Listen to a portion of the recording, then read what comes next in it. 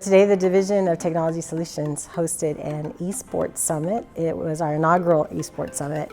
We also sent out a survey to all the districts asking them where they're at with eSports, and it's all over the place. We have teachers doing it independently. We have some schools, we have maybe 1 or 2 districts doing it, but not very much. So we wanted to pull all that data together, get everybody together, and give them some basic information. This is happening in Dallas, it's happening in big areas. We decided to get behind it and try and support it a little bit more. And we were getting a lot of questions like, hey, are you doing anything with eSports? Do you have anything with eSports? So that's why we decided to have something. I used to stutter a lot.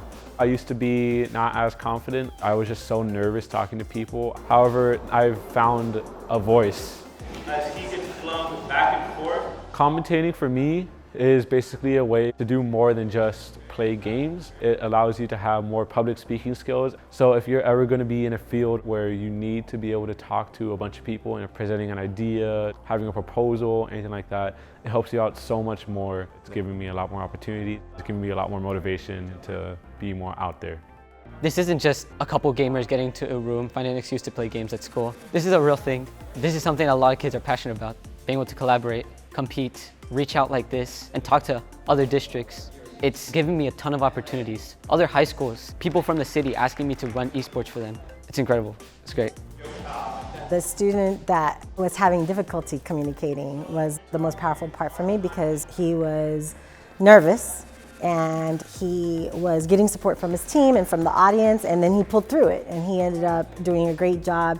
That's something that needs to be developed, and esports is developing that, whether they're communicating while they're playing the game, communicating with another team, the commentators for sure, and then also the ability for these kids to come and talk to an audience of 100+ educators.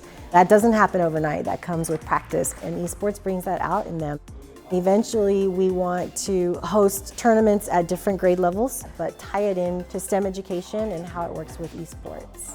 We want to share what we're doing with other ESCs. So once we get our model down, we want to share that. And so if every ESC has a different esports pod, that will strengthen what we're doing in the state. It could be a really positive thing for the whole state of Texas. And so we hope to be a big part of that.